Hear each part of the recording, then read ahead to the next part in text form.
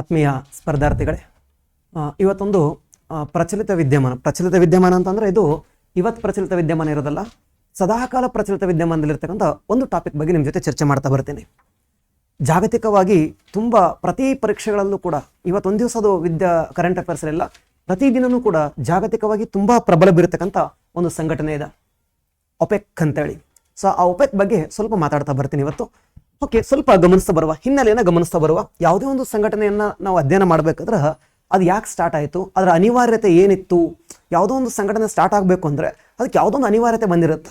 So ಇವತ್ತು BRICS ಯಾಕೆ start ಆಯಿತು? 2006ರಲ್ಲಿ ಅಮೇರಿಕದ ಎಕಾನಮಿ ಬೀಳುವ ಸಿಚುವೇಶನ್ ಅಂತಕ್ಕೆ ಹೋಗಿತ್ತು. ಅದನ್ನ ಆ ಬೀಳೋ ಸಿಚುವೇಶನ್ ಹೋದಂಥ ಸಂದರ್ಭದಲ್ಲಿ ಅದರ ಆಪೋಸಿಟನ್ನು ನಾವು ಹೆಂಗಾರ ಬೆಳಿಬೋದು ಅಂತೇಳಿ ಒಂದು ದೊಡ್ಡ ಒಕ್ಕೂಟ ಬೆಳೀತು. ದಟ್ ಇಸ್ ಅ ಬ್ರಿಕ್, ಅಮೇರಿಕಕ್ಕೆ ಪರ್ಯಾಯವಾಗುವುದಂಥ ಒಂದು ಒಕ್ಕೂಟ. ಅಂದರೆ ಒಂದು ಸಿಚುವೇಶನ್ ಕ್ರಿಯೇಟ್ ಆಗಿದ್ದಕ್ಕೆ ಇನ್ನೊಂದು ಸಂಘಟನೆ ಏನಾಯಿತು, ಆರಂಭ ಆಗ್ತಾ ಹೋಯಿತು. ಸೇಮ್ ಅದೇ ರೀತಿಯೇ ಒಪೆಕ್ ಯಾಕೆ ಬಂತು ಅನ್ನೋದನ್ನು ನಾವು ಫಸ್ಟ್ ಅರ್ಥ ಮಾಡ್ಕೋಬೇಕು. ಯಾವುದೇ ಸಂಘಟನೆ ನೀವು ಓದ್ಕೊಳ್ಳಿ, ಅದ್ರಲ್ಲಿ ಫಸ್ಟ್ ನೀವು ಅರ್ಥ ಮಾಡ್ಕೋಬೇಕಾಗಿರೋದು ಆ ಸಂಘಟನೆ ಉದ್ದೇಶ ಏನಿತ್ತು ಮತ್ತು ಅದು ಯಾಕೆ ಸ್ಟಾರ್ಟ್ ಆಯಿತು. ಸ್ವಲ್ಪ ಗಮನಿಸ್ತಾ ಬರುವ. ಸೊ 1939 ಸೆಪ್ಟೆಂಬರ್ 1ನೇ ತಾರೀಕು ಸೊ ಪೋಲೆಂಡ್ ಮೇಲೆ ಹಿಟ್ಲರ್ ದಾಳಿ ಮಾಡ್ತಾನೆ. ಪೋಲೆಂಡ್ ಮೇಲೆ ಹಿಟ್ಲರ್ ದಾಳಿ ಮಾಡೋದಕ್ಕೆ ಇಮ್ಮಿಡಿಯೇಟ್ ಆಗಿ ಸೆಕೆಂಡ್ ವರ್ಲ್ಡ್ ವಾರ್ ಸ್ಟಾರ್ಟ್ ಆಗುತ್ತಾ, ಎರಡನೇ ಮಹಾಯುದ್ಧ ಆರಂಭ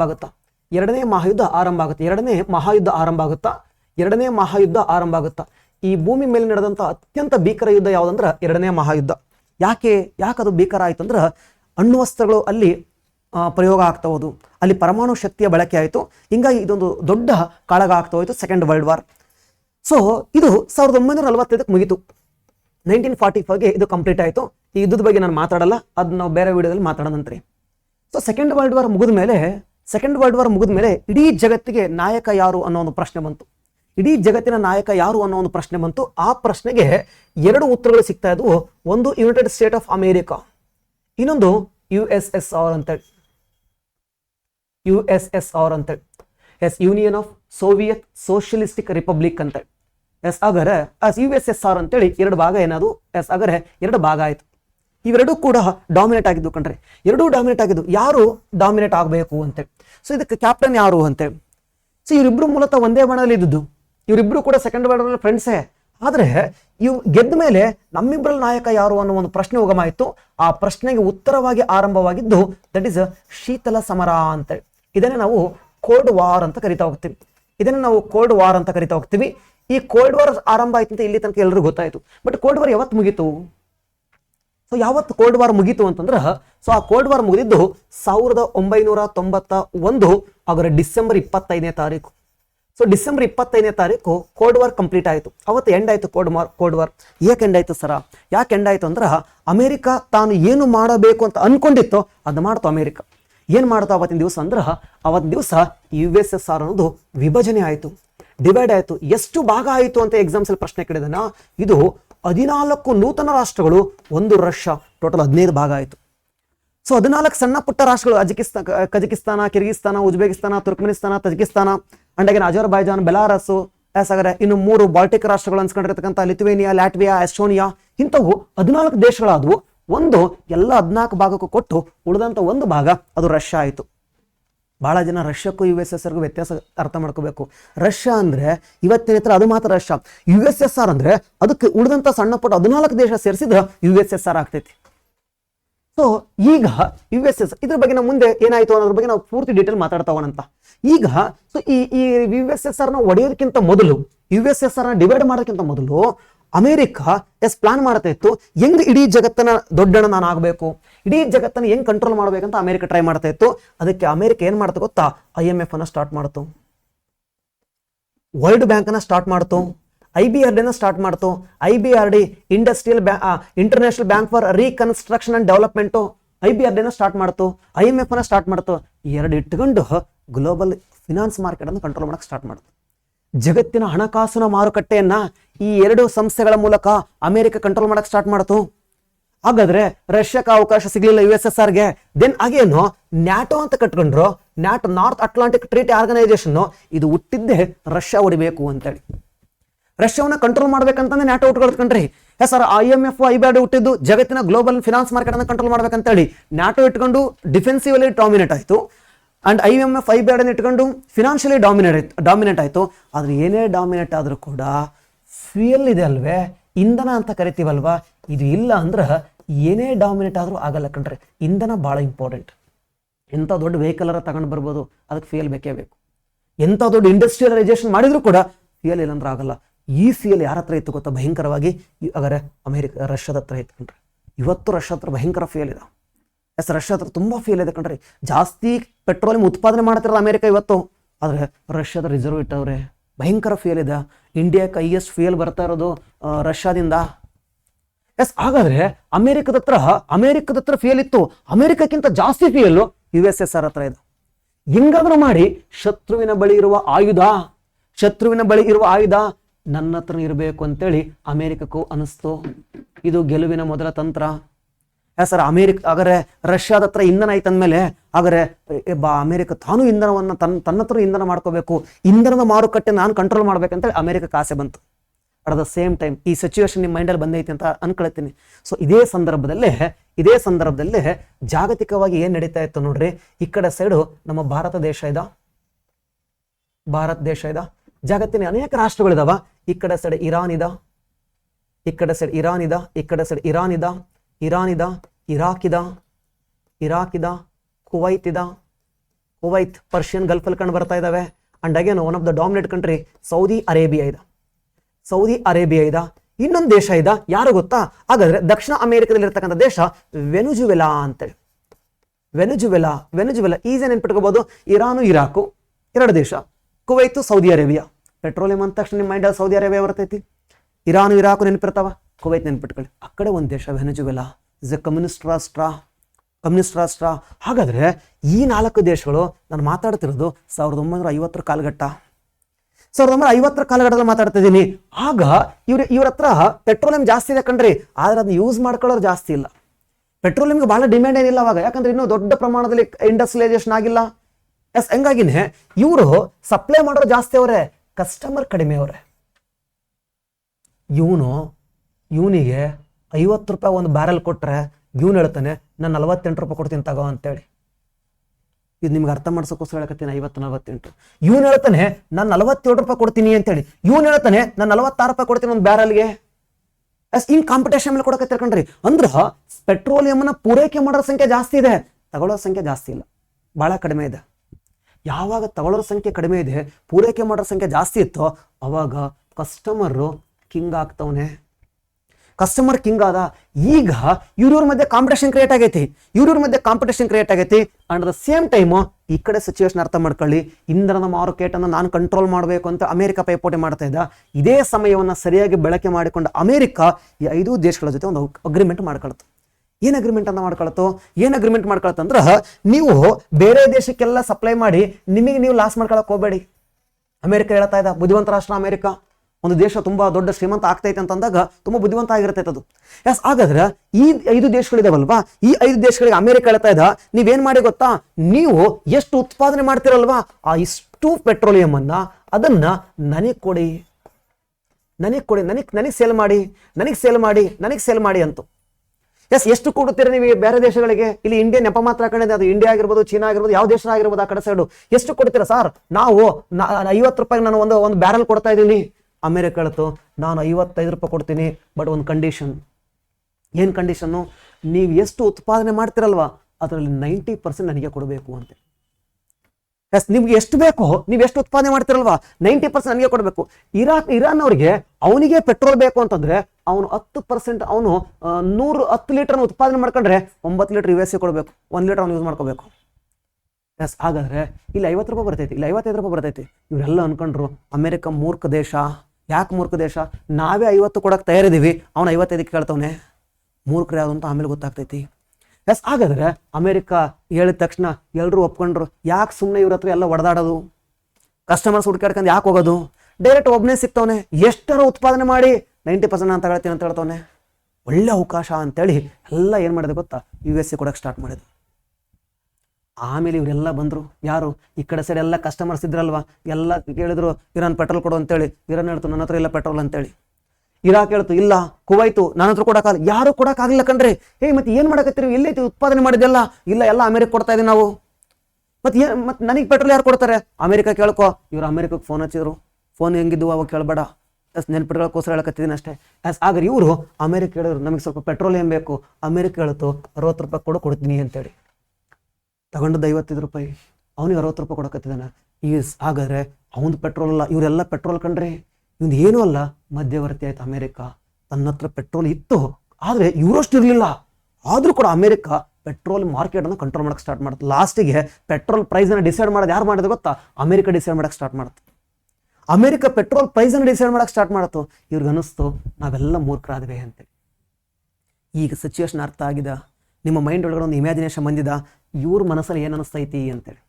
ಈ 5 ಜನರ ಮನಸ್ಸಲ್ಲಿ ಏನು ಅನಿಸ್ತೈತೆ ಅಂದ್ರೆ ನಾವು ಮೂರ್ಖರಾದ್ವಿ, ನಾವು ಹೆಂಗೆ ನಾವೇ ನಮ್ಮ ಮಧ್ಯೆ ಕರೆಕ್ಟಾಗಿ ಅಂಡರ್ಸ್ಟ್ಯಾಂಡಿಂಗ್ ಇದ್ದಿದ್ರೆ ನಮ್ಮನ್ನು ಮತ್ತೊಬ್ಬ ವ್ಯಕ್ತಿ ಏನು ಮಾಡ್ಕೊಳ್ತಿರ್ಲಿಲ್ಲ, ಯೂಸ್ ಮಾಡ್ಕೊಳ್ತಿರ್ಲಿಲ್ಲ. ಆಗ 5 ಜನರು ಮತ್ತೆ ಅಗ್ರಿಮೆಂಟ್ ಮಾಡ್ಕೊಂಡ್ಬಿಟ್ಟವ್ರೆ 1950ರಲ್ಲಿ. 60 ಆಗೋ ತನಕ ಮಾತಾಡಂಗಿಲ್ಲ, 10 ವರ್ಷ ಮಾತಾಡಂಗಿಲ್ಲ. 10 ವರ್ಷ ಮುಗೀತು 1960, 1959 ಮೀಟಿಂಗ್ ಮಾಡ್ತಾರೆ. ನೆಕ್ಸ್ಟ್ ಇಯರ್ ಒಪ್ಪಂದ ರಿನ್ಯೂವಲ್ ಮಾಡ್ಕೊಳ್ಳೋದು ಬೇಡ ಅಂತೇಳಿ 60 ಸೆಪ್ಟೆಂಬರ್ ತಿಂಗಳಲ್ಲಿ, ಐ ಥಿಂಕ್ 3ನೇ ತಾರೀಕು ಅನ್ಕೊಂತೀನಿ.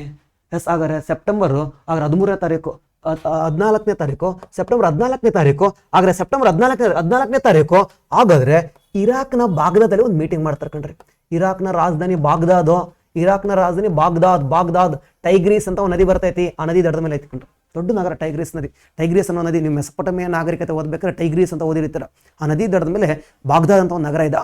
ಈ ಬಾಗ್ದಾದ್ ನಗರದಲ್ಲಿ ಒಂದು ಮೀಟಿಂಗ್ ಮಾಡ್ತಾರೆ. ಏನು ಮೀಟಿಂಗ್ ಮಾಡ್ತಾರ? ಲಾಸ್ಟ್ 10 ವರ್ಷದ ನಾವು ಒಂದು ತಪ್ಪು ಮಾಡಿಬಿಟ್ಟಿದ್ದೀವಿ. ಏನು ತಪ್ಪು ಮಾಡಿದ್ವಿ? ಅಮೆರಿಕಕ್ಕೆ 90% ಪೆಟ್ರೋಲ್ ಕೊಡ್ತೀವಿ ಅಂತ ಅಗ್ರಿಮೆಂಟ್ ಮಾಡ್ಕೊಂಡ್ಬಿಟ್ಟಿದ್ದೀವಿ. ನೆಕ್ಸ್ಟ್ ಆ ಒಪ್ಪಂದವನ್ನು ರಿನ್ಯೂವಲ್ ಮಾಡ್ಕೊಳ್ಳೋದು ಬೇಡ ಅಂತ. ಮತ್ತೆ ಒಪ್ಪಂದವನ್ನು ರಿನ್ಯೂವಲ್ ಮಾಡ್ಕೊಳ್ಳೋದು ಬೇಡ. ಹಾಗಾದ್ರೆ ಓಕೆ, ರಿನ್ಯೂವಲ್ ಮಾಡ್ಕೊಳ್ಳೋದು ಬೇಡ. ಮತ್ತೆ ಹೋಗಿ ಯಾರು ಅಮೆರಿಕದ ಹತ್ರ ಮಾತಾಡೋದು? ಅಮೆರಿಕ ಹೇಳ್ತೈತಿ ಬರ್ರಿ ರಿನ್ಯೂವಲ್ ಮಾಡ್ಕೊಡ್ರಿ ಅಂತೇಳಿ. ಇರಾಕ್ ದೇಶದಾಗ ಎಲ್ಲರೂ ಹೇಳಕತ್ತಾರ ಬೇಡ ಏನಂತೇಳಿ, ರಿನ್ಯೂವಲ್ ಮಾಡ್ಕೊಳ್ಳೋದು ಬೇಡ ಅಂತೇಳಿ ಎಲ್ಲರಿಗೂ ಇರಾಕ್ ಹೇಳ್ತೈತಿ. ಹಾಗಾದ್ರೆ ಎಲ್ಲರೂ ಮೀಟಿಂಗ್ ಸೇರ್ಕೊಂಡ್ರಲ್ಲಿ, ಎಲ್ರಿಗೂ ಒಂದೇ ಆಸೆ, ಬೇಡ ಕಣಪ್ಪ. ಹಾಗಾದ್ರೆ 10 ವರ್ಷ ಆಲ್ರೆಡಿ ನಾವು ಕಷ್ಟ ಅನುಭವಿಸ್ಬಿಟ್ಟಿದ್ದೀವಿ. ಹಾಗಾದ್ರೆ ಈಗ ನಾವು ಅಮೆರಿಕ ಜೊತೆ ಏನ್ ಮಾಡ್ಕೊಳ್ಳೋದು ಬೇಡ ಗೊತ್ತಾ? ರಿನ್ಯೂವಲ್ ಮಾಡ್ಕೊಳ್ಳೋದು ಬೇಡ ಅಂತೇಳಿ ಈ 5 ದೇಶಗಳು ಮಾತಾಡ್ಕೊಳಕತ್ತವ. ಸೌದಿ ಅರೇಬಿಯಾ, ಏಷ್ಯಾದವು 4 ಇದಾವೆ. ಒಂದು ಹಾಗಾದ್ರೆ ದಕ್ಷಿಣ ಅಮೆರಿಕದ್ದು ವೆನೆಜುವೆಲಾ ಅಂತ ಇದೆ. ವೆನೆಜುವೆಲಾ ಕೊಲಂಬಿಯಾ ಪಕ್ಕದ ಕಂಡು ಬರ್ತೈತಿ. ದಕ್ಷಿಣ ಅಮೆರಿಕದ 13 ದೇಶ ಅದಾವೆ. 13 ದೇಶದ ಜಾಸ್ತಿ ಪೆಟ್ರೋಲ್ ಇರೋದು ಯಾರಿಗೆ ಗೊತ್ತಾ? ವೆನೆಜುವೆಲಾದ ಹತ್ರ. ಸರ್ ಇವರು ಈ 5 ದೇಶದವಲ್ವಾ, ಇರಾನ್, ಇರಾಕ್, ಅಂಡಾಗೇನು 3ನೇದು ಕುವೈತ್, ಸೌದಿ ಅರೇಬಿಯಾ, ವೆನೆಜುವೆಲಾ, ಇವ್ರು 5 ಜನ ಮಾತಾಡ್ತವ್ರೆ ಅಮೆರಿಕ ಕೈಗೆ ನಾವು ಹಗ್ಗ ಕೊಡೋದು ಬೇಡ ಇನ್ ಮುಂದೆ ಅಂತೇಳಿ, ಅಮೆರಿಕ ಕಂಟ್ರೋಲಿಗೆ ಹೋಗೋದು ಬೇಡ. ಅದಕ್ಕೆ ಓಕೆ, ನಾವೆಲ್ಲ ಹೋಗಿ ಅಮೆರಿಕದ ಹತ್ರ ಮಾತಾಡೋದು ಯಾರು? ಎಲ್ಲರೂ ಹೇಳಿದ್ರು ಇರಾಕ್, ನೀನೇ ಹೋಗ್ಬಿಡು ಅಮೆರಿಕ ಕೇಳ್ಬಾ, ನಾವು ಒಪ್ಪಂದ ಕ್ಯಾನ್ಸಲ್ ಮಾಡ್ಕೊಂತೀವಿ. ಇರಾಕ್ ಹೇಳ್ತು ನಾನು ಅಮೆರಿಕ ಕೊಡ್ತೀನಿ ಹೊರತು ನಾನಂತೂ ಅಮೆರಿಕ ಜೊತೆ ಮಾತಾಡಲ್ಲ. ಯಾಕಂದ್ರೆ ಅಮೆರಿಕ ಜೊತೆ ಮಾತಾಡೋ ಮೀಟ್ರಿ ಅವ್ರು ಯಾರಿಗೂ ಇಲ್ಲ. ಹಂಗಂದ್ರೆ ಅಪಾರ್ಥ ಮಾಡ್ಕೊಳಕ್ ಹೋಗ್ಬೇಡಿ. ಅಂದ್ರೆ ಅಮೆರಿಕ ಬಲಿಷ್ಠವಾದ ದೇಶ ಆಗೈತಿ. ನಾನು ಮಾತಾಡ್ತಿರೋದು ಇವತ್ತಲ್ಲ ಕಣ್ರಿ. ನಾನು ಮಾತಾಡ್ತಿರೋದು 2025 ಘಟನೆ ಅಲ್ಲ, 1960ರಲ್ಲಿ. ಇವ್ರು ಅಮೆರಿಕನ ಎದುರಾಕೊಳ್ಳಕ್ ಆಗಲ್ಲ ಕಣ್ರಿ ಪಾಪ. ಅದಕ್ಕೆ ಈ 5 ದೇಶಗಳಿದಾವಲ್ವಾ, ಈ 5 ದೇಶಗಳು ಮತ್ತೆ ಯಾರು ಹೋಗ್ತಾರೆ? ಹಾಗಾರೆ ಸೌದಿ ಅರೇಬಿಯನ್ ಕಳ್ಸೋಣ? ಹೋಗಲ್ಲ Saudi Arabia. America friend Saudi Arabia. Sir ಸಾಕು ಮಗ ಇದ್ದಂಗೆ ಐತೆ ಅಮೆರಿಕಕ್ಕೆ ಸೌದಿ ಅರೇಬಿಯಾ. ಎಲ್ಲರೂ ಸೇರ್ಕೊಂಡು, ಒಬ್ಬೊಬ್ಬರೇ ಅಂತೂ ಹೋಗಕ್ಕಾಗಲ್ಲ, ಎಲ್ಲರೂ ಸೇರ್ಕೊಂಡು ಹೋಗಣ್ರಿ. ಆಯ್ತು, ಎಲ್ಲರೂ ಸೇರ್ಕೊಂಡು ಹೋಗೋಣ. ಯಾರ ಹೆಸರು, ಯಾರು ಮುಂದೆ ಹೋಗ್ತೀರಿ? ಮುಂದೆ ಹೋಗಿರ್ಬೇಕಲ್ವೇ? ಸರ್ ಯಾರು ಮುಂದೆ ಹೋಗ್ತೀರಿ? ಹಾಗಾದ್ರೆ ಅದಕ್ಕೆ ಕೇಳಿದ್ರು, ಒಬ್ಬೊಬ್ಬರೇ ಹೋದ್ರೆ ಒಬ್ಬೊಬ್ರನ್ನ ಇರಾಕ್ ಹೇಳುತ್ತೆ, ಇರಾಕ್ ನಿನ್ನೆ ಮುಂದೆ ಹೋಗು, ನಿನ್ನ ಹೆಸರಿಗೆ ನಾವು ಹಿಂದೆ ಬರ್ತೀವಿ ಅಂತೇಳಿ. ಇರಾಕ್ ಹೇಳುತ್ತೆ ನಾನಂತರ ಹೋಗಲ್ಲ ಅಂತೇಳಿ. ಇರಾನ್ ಹೇಳುತ್ತೆ ಯಾರು ಹೋಗ್ತಾ ಇರಲ್ಲ ಕಣ್ರಿ. ಅದಕ್ಕೆ ಒಂದು ಹೊಸ ಹೆಸರು ಇಟ್ಕೊಂಡ್ರು. ಆ ಹೊಸ ಹೆಸರು ಒಪೆಕ್ ಅಂತೇಳಿ. ಸೊ ಈಗ ನೀವು ಪೂರ್ತಿ ಗೊತ್ತಾಯ್ತು ಯಾಕೆ ಬಂತು ಒಪೆಕ್ ಅಂತೇಳಿ. ಹಾಗಾದ್ರೆ ಈಗ ಆ ಸಂದರ್ಭ ಬಂದೈತಿ. ಬಿಟ್ರೆ ಈಗ ಬೇಕಾದ್ರೆ ಹಿನ್ನೆಲೆ ಬೇಕಾದ್ರೆ ನೀವು ಆರಾಮಾಗಿ ನಿಮ್ಮದೇ ಆದಂಥ ಓನ್ ವರ್ಡ್ಸಲ್ಲಿ ಬರ್ಕೊಂಡು ಹೋಗ್ಬೋದು. ಇವಾಗ ಒಪೆಕ್ ಯಾಕೆ ಉಟ್ಕೊಳ್ತು ಅಂತೆ. ಅಮೆರಿಕ ಪ್ರೈಸನ್ನು ಕಂಟ್ರೋಲ್ ಮಾಡ್ತಾ ಇದ್ದ ನೋಡ್ರಿ. ಅವನ ಹತ್ರ ಫ್ಯೂಯಲ್ ಜಾಸ್ತಿ ಇರಲಿಲ್ಲ, ಇವಾಗಿದೆ ಇಲ್ಲ ಅಂತ ಹೇಳ್ತಿಲ್ಲ. ಆದ್ರೆ ಅವನು ಇವ್ರ ಫ್ಯೂಯಲನ್ನು ಅವನ ಹತ್ರ ತಗೊಂಡು ಅವನ ಫ್ಯೂಯಲನ್ನು ಕಂಟ್ರೋಲ್ ಮಾಡ್ತಾ ಇದ್ದ. ಇವ್ರದೆಲ್ಲ ಆಸ್ತಿ, ದೇಶದ ಆಸ್ತಿ ಖಾಲಿ ಆಗ್ತೈತಿ, ದುಡ್ಡು ಮಾತ್ರ ಅವ್ನು ಲಾಭ ಮಾಡ್ಕೊಳ್ತಾವನು. ಯಾರು? ಅಮೆರಿಕ ದೇಶದ. ಇದನ್ನ ಮಟ್ಟ ಹಾಕ್ಬೇಕಂತೇಳಿ ಆದ್ರೆ ಏನು ಮಾಡಿದ್ರು ಗೊತ್ತಾ? ಒಂದು ಸಂಸ್ಥೆ ಕಟ್ಕೊಂಡ್ರು. ಅದೇ OPEC, organization for petroleum exporting countries. Production countries ಅಲ್ಲ ಸರ್. ಇದಕ್ಕೆ ಇಂಡಿಯಾನು ಸೇರ್ಕೋಬೋದಾ? ದೇವನಿಗೂ ಸೇರಲ್ಲ. ಯಾಕೆ? ನಾವು ಪೆಟ್ರೋಲಿಯಮನ್ನು ಎಕ್ಸ್ಪೋರ್ಟ್ ಮಾಡಲ್ಲ, ಕನ್ಫ್ಯೂಸ್ ಮಾಡ್ಕೋಬೇಡ್ರಿ. ಪೆಟ್ರೋಲ್ ಎಕ್ಸ್ಪೋರ್ಟ್ ಮಾಡ್ತೀವಿ, ಪೆಟ್ರೋಲಿಯಂ ಎಕ್ಸ್ಪೋರ್ಟ್ ಮಾಡಲ್ಲ. ಇಂಡಿಯಾ ಅತ್ಯಂತ ಹೆಚ್ಚು ರಫ್ತು ಮಾಡುವ ವಸ್ತು ಪೆಟ್ರೋಲಿಯಂ ಅಲ್ಲ. ಪೆಟ್ರೋಲಿಯಂ ಅನ್ನು ತಗೊಂಡು ಶುದ್ಧೀಕರಣ ಮಾಡಿ ಪೆಟ್ರೋಲ್ ಎಕ್ಸ್ಪೋರ್ಟ್ ಮಾಡ್ತೀವಿ. ಹೈಯೆಸ್ಟ್ ಭಾರತ ರಫ್ತು ಮಾಡುತ್ತಿರುವ ವಸ್ತು ಯಾವುದಂದ್ರೆ ಬಹಳ ಜನ ಖನಿಜ ಸಂಪನ್ಮೂಲ ಅಥವಾ ಕಾಳುಮೆಣಸು ಅಂತಂತವ. ಹೈಯೆಸ್ಟ್ ಪೆಟ್ರೋಲ್ ಎಕ್ಸ್ಪೋರ್ಟ್ ಮಾಡೋದು, ಹೈಯೆಸ್ಟ್ ಭಾರತ ಎಕ್ಸ್ಪೋರ್ಟ್ ಮಾಡೋದು ಪೆಟ್ರೋಲ್, ಹೈಯೆಸ್ಟ್ ಭಾರತ ಇಂಪೋರ್ಟ್ ಮಾಡ್ಕೊಳ್ಳೋದು ಪೆಟ್ರೋಲಿಯಂ. ಪೆಟ್ರೋಲಿಯಂ ಅನ್ನು ತಗೊಂಡು ನಮ್ಮ 23 ಶುದ್ಧೀಕರಣ ಘಟಕ ಇದಾವ, ಅದನ್ನೆಲ್ಲ ಫಿಲ್ಟರ್ ಮಾಡಿ ಪೆಟ್ರೋಲಿಯಂ ಎಕ್ಸ್ಪೋರ್ಟ್ ಮಾಡ್ತೀವಿ. ಯಾಕೆ ಸರ್ ಪೆಟ್ರೋಲಿಯಂ ಎಕ್ಸ್ಪೋರ್ಟ್ ಮಾಡ್ತೀವಿ? ನಮಗೆ ಭಾಳ ಡೀಸೆಲ್ ಬೇಕು. ಡೀಸೆಲ್ ಬೇಕಂದ್ರೆ ಸೈಡಿಗೆ ಪೆಟ್ರೋಲ್ ಬಂದೇ ಬರ್ತದೆ ಕಣ್ರಿ. ಪೆಟ್ರೋಲ್ ಬರಬೇಡ ನನಗೆ ಡೀಸೆಲ್ ಮಾತ್ರ ಬಾ ಅಂದ್ರೆ ಬರಲ್ಲ. ಮತ್ತೆ ಎಕ್ಸ್ಟ್ರಾ ಬಂದರೆ ಪೆಟ್ರೋಲ್ ಏನು ಮಾಡಬೇಕು? ಎಕ್ಸ್ಪೋರ್ಟ್ ಮಾಡಲೇಬೇಕು. ಅದಕ್ಕೆಲ್ಲ ನಾವು ಪೈಪ್ಲೈನ್ ಗೀಪ್ಲೈನ್ ಎಲ್ಲ ಮಾಡ್ಕೊಂಡಿದ್ದೀವಿ. ಅದು ನಾನು ಬೇರೆ ಕ್ಲಾಸಲ್ಲಿ ಹೇಳ್ತಾ ಹೋಗ್ತೀನಿ ಅಂತ. ಸೊ ಈ 5 ದೇಶಗಳು ಸೇರ್ಕೊಂಡು ಒಂದು ಒಕ್ಕೂಟ ಮಾಡ್ಕೊಂಡವಲ್ವಾ, ಅದನ್ನೇ ಒಪೆಕ್ ಅಂತ ಕರೆದ್ವಿ. ಇರಾಕ್ನ ಬಾಗ್ದಾದಲ್ಲಿ ಮೀಟಿಂಗ್ ಮಾಡ್ಕೊಂಡು ಇದೇ ಆಗರೆ ಒಪೆಕ್ನ ಮೊದಲ ಸಭೆ ಆಯಿತು. ಒಪೆಕ್ನ ಮೊದಲ ಸಭೆ, ಒಪೆಕ್ನ ಮೊದಲ ಸಮಾವೇಶ ಜರುಗಿದ್ದು ಎಲ್ಲಿ ಅಂದ್ರೆ, ಮೊದಲ ಸಭೆ ಜರುಗಿದ್ದೆಲ್ಲಪ್ಪ ಅಂದ್ರೆ ಅದು ಇರಾಕ್ನ ಬಾಗ್ದಾದಲ್ಲಿ 1959 ಮಾತುಕತೆ ಮಾಡ್ಕೊಂತಾರ. 60ರಲ್ಲಿ ಎರಡನೇ ರೌಂಡಲ್ಲಿ ಬಂದಾಗ ಒಪೆಕ್ ಅನ್ನೋ ಹೆಸರನ್ನ ತಗೊಳ್ತಾರ. Organisation petroleum exporting countries, organisation petroleum ರಫ್ತು ಮಾಡುವ ದೇಶಗಳ ಒಕ್ಕೂಟ. ಈಗ ದೊಡ್ಡ ಸಮಸ್ಯೆ ಏನು ಗೊತ್ತಾ? ಅವರೆಲ್ಲ ಒಂದಾಗಿರೋದು ಅಮೆರಿಕಕ್ಕೆ ಸಿಟ್ಟಾಗ್ತೈತಿ. ಅಮೆರಿಕ ಯಾಕೆ ಸಿಟ್ಟಾಯ್ತು ಸರ್? ಅಮೆರಿಕ ಯಾಕೆ ಸಿಟ್ಟು ಮಾಡ್ಕೊಳತ್ತು? ಅಮೆರಿಕದ ಕೈ ತಪ್ತೈತಿ. ಇವಾಗ ಅಮೆರಿಕ ಪೆಟ್ರೋಲ್ನ ಕಂಟ್ರೋಲ್ ಮಾಡ್ತಾ ಇತ್ತು, ಇವರೆಲ್ಲ ಒಂದಾದಲ್ವೇ, ಅಮೆರಿಕ ಸಿಟ್ಟು ಬಂತು. ಅದಕ್ಕೆ ಇವರೆಲ್ಲ ಈಗ ಕೇಂದ್ರ ಕಚೇರಿ ಎಲ್ಲಿ ಮಾಡೋದು? ದೊಡ್ಡ ಸಮಸ್ಯೆ ಆಯ್ತು. ಇವಾಗ ಹೆಡ್ ಕ್ವಾರ್ಟರ್ ಎಲ್ಲಿ ಮಾಡೋದು? ಯಾರಿಗೂ ಇಷ್ಟ ಇಲ್ಲ ಕಣ್ರಿ. ಯಾಕಂದ್ರೆ ಹೆಡ್ ಕ್ವಾರ್ಟರ್ ಎಲ್ಲಿ ಮಾಡ್ತಾರೋ ಅಮೆರಿಕ ನೇರ ಶತ್ರು ಆಗ್ಬಿಡತೈತಿ ಈಗ ಹೋಗ್ರಿ. ಅದಕ್ಕೆ ಇವರೆಲ್ಲ ಏನು ಮಾಡಿದ್ರೆ ಗೊತ್ತಾ? ಸ್ವಲ್ಪ ಅವಾಗ ತಟಸ್ಥವಾದಂಥ ಒಂದು ದೇಶ ಇತ್ತು. ಯಾವ್ದು ಗೊತ್ತಾ? ಆಸ್ಟ್ರಿಯಾದ ಒಂದು ಭಾಳ ಇಂಪಾರ್ಟೆಂಟ್ ಇದು. ಯಾಕೆ ಗೊತ್ತಾ? ಇದ್ರ ಹೆಡ್ ಕ್ವಾರ್ಟರ್ ಎಲ್ಲಿ ಐತಿ ಗೊತ್ತಾ? ಇದ್ರ ಹೆಡ್ ಕ್ವಾರ್ಟರ್ ಯುರೋಪ್ ಖಂಡದ ಆಸ್ಟ್ರಿಯಾದ ವಿಯೆನ್ನಾದಲ್ಲಿ ಐತಿ. ಎಂಥ ವಿಚಿತ್ರ ನೋಡ್ರಿ, ಆಸ್ಟ್ರಿಯಾ ಅನ್ನೋದು ಒಪೆಕ್ ಸದಸ್ಯ ರಾಷ್ಟ್ರ ಅಲ್ಲ. Austria is not a member of OPEC, but the head quarter is located in the Austria. ಆದರೆ ಡ್ಯಾನೋಬ್ ಅಂತ ಒಂದು ನದಿ ಬರ್ತೈತಿ ಯುರೋಪಲ್ಲಿ, ಎರಡನೇ ದೊಡ್ಡ ನದಿ ಡ್ಯಾನೋಬು. 8 ದೇಶಗಳ ಕರ್ಕೊಂಡು ಹೋಗ್ತಾ ಇದೆ, 5 ದೇಶಗಳ ರಾಜಧಾನಿ ಮೂಲಕ ಕರ್ಕೊಂಡು ಹೋಗ್ತೈತಿ. ಅದು ವಿಯೆನ್ನಾ ನಗರದಲ್ಲೂ ಹೋಗ್ತೈತಿ. ಆ ವಿಯೆನ್ನಾ ನಗರ ದಡದ ಮೇಲೆ ಅದು ಡ್ಯಾನೋಬ್ ನದಿ ದಡದ ಮೇಲೆ ವಿಯೆನ್ನಾ ನಗರ ಐತಲ್ವಾ, ಆ ನಗರದಲ್ಲೇ ಒಂದು ಅದರ ಹೆಡ್ ಕ್ವಾರ್ಟರ್ ಇದೆ ಒಪೆಕ್ನ ಕೇಂದ್ರ ಕಚೇರಿ ಆಸ್ಟ್ರಿಯಾದ ವಿಯೆನ್ನಾ. ಆದರೆ Austria is not a member of OPEC. Sir ಅವಾಗೇನಾರ ಆಗಿತ್ತೇನು? ಯಾವಾಗ ಆಗಿಲ್ಲ ಕಣ್ರಿ. ಯಾಕೆ ಆಸ್ಟ್ರಿಯಾ ಮಾಡಿದಂತ ನಿಮಗೆಲ್ಲ ಗೊತ್ತಾಗೈತಿ ಇವಾಗ. ಸರ್ ಇರಾನಲ್ಲಿ ಮಾಡಿದ್ರೆ ಅಮೆರಿಕದ ತಂದು ಹಾಕೋರು ಬಾಂಬ್ನ, ಇರಾಕಲ್ಲಿ ಮಾಡಿದ್ರೆ ಅಲ್ಲೂ ಬಾಂಬ್ ಹಾಕೋರು. ಈಗೇನು ಮಾಡಿದ್ರೆ ಗೊತ್ತಾ? ಆಸ್ಟ್ರಿಯಾ ತಟಸ್ಥ ರಾಷ್ಟ್ರ ತಗೊಂಡು ಆಸ್ಟ್ರೇಲಿಯಾ ಅಲ್ಲ, ಆಸ್ಟ್ರಿಯಾದ ವಿಯೆನ್ನಾದಲ್ಲಿ ಒಪೆಕ್ನ ಕೇಂದ್ರ ಕಚೇರಿ ಮಾಡ್ತಾ ಹೋದ್ರು. ಈಗ ಒಪೆಕ್ ಯಾಕೆ ಹುಟ್ಟಿತು ಅಂತ ಗೊತ್ತಾಯ್ತು. ಇವರೆಲ್ಲ ಡಿಸ್ಕಷನ್ ಮಾಡ್ಕೊಂಡ್ರು. ನೋಡ್ರು, ಇನ್ನು ಮುಂದೆ ನಾವೇ ಕಾಂಪಿಟೇಷನ್ ಮಾಡ್ಕೊಳ್ಳೋದು ಬೇಡ. ಯಾವ್ದಾರ ದೇಶಕ್ಕೆ ಪೆಟ್ರೋಲ್ ಕೊಡ್ಬೇಕಂತಂದ್ರೆ ನಾವೆಲ್ಲ ಮೀಟಿಂಗ್ ಮಾಡೋಣ್ರಿ. We are control the market. Petroleum ಮಾರ್ಕೆಟನ್ನು ಕಂಟ್ರೋಲ್ ಮಾಡೋಣ. ನಾವು ಮಾತಾಡ್ಕೊಳ್ಳೋಣ. ನಾವು ಒಗ್ಗಟ್ಟಾಗಿದ್ರೆ ಯಾರು ಏನೋ ಮಾಡೋಕ್ಕಾಗಲ್ಲ.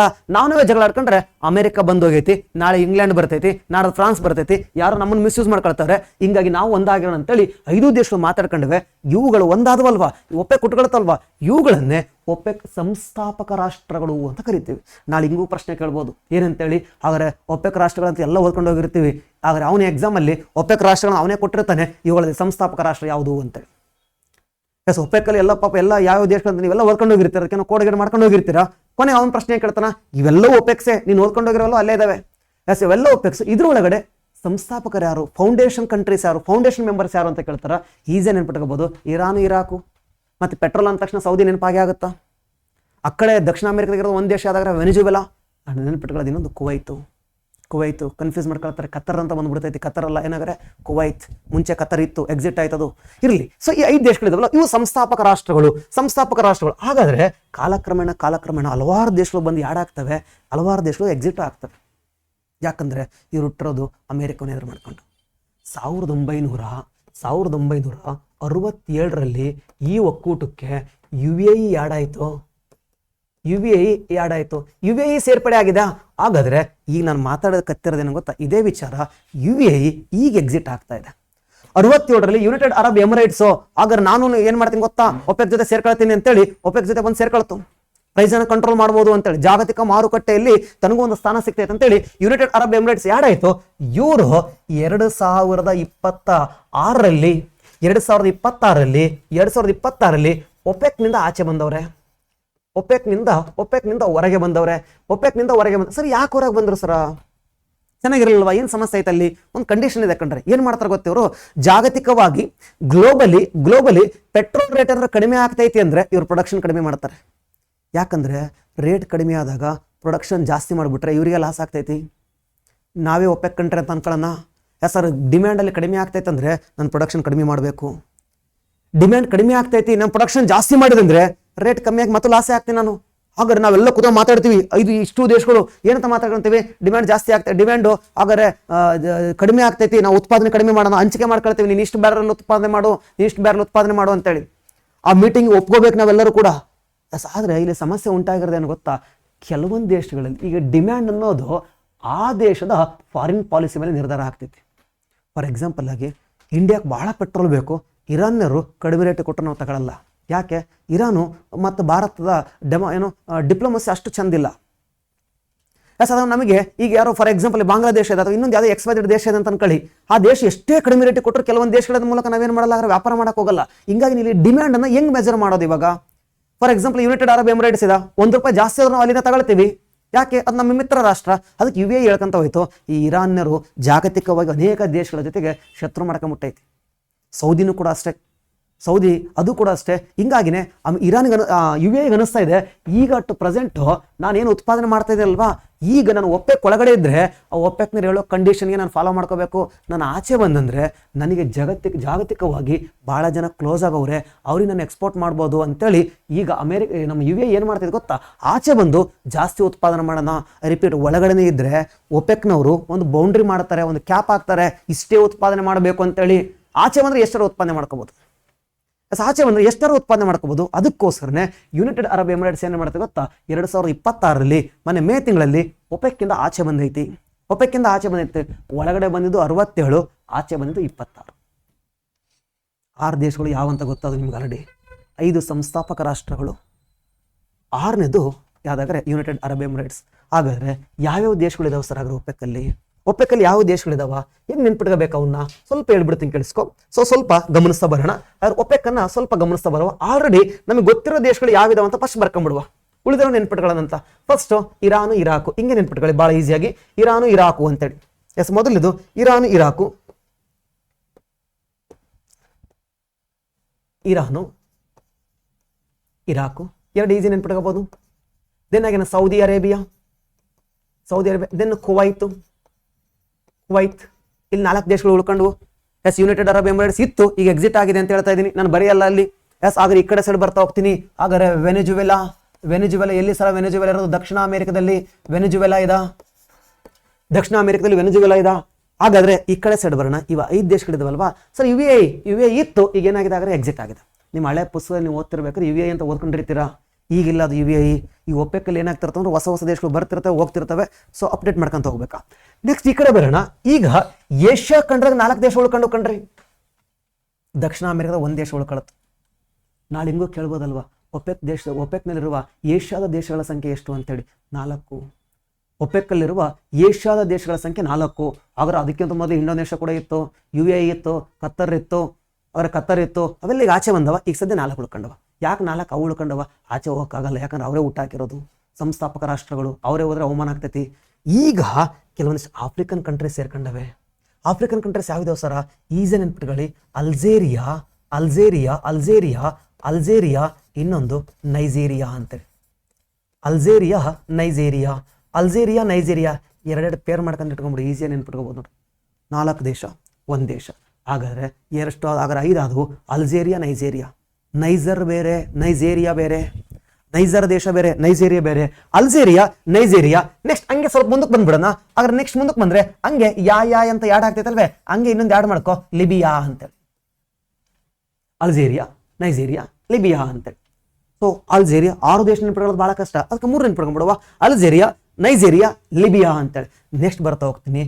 ಗುನಿಯಾ ಅಂದ್ರೆ ಈಕ್ವೆಟೋರಿಯಲ್ ಗುನಿಯಾ ಅಂತ ಅರ್ಥ. ಪೂರ್ತಿ ಹೆಸರು ಈಕ್ವಟೋರಿಯಲ್ ಗುನಿಯಾ ಅಂತ. ಈಕ್ವಟೋರಿಯಲ್ ಗುನಿಯಾ ಅಂತೇಳಿ.